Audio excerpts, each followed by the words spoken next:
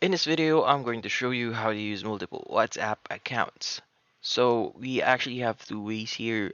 So let's go ahead and go to our tutorial. So the first one that we could actually use is by searching dual WhatsApp. Here you'll be able to see applications that you could use to have multiple accounts for WhatsApp. So here there's like multiple spaces that you could use. So yeah, that's the other way, but you also have to remember that these spaces or these applications might have ads on them. So if you have a ad blocker, that would be really helpful to you.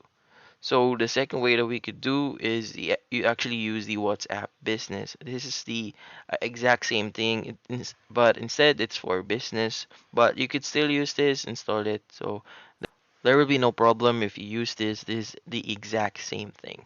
Hopefully this video was able to help you. Like and subscribe if you found this video helpful.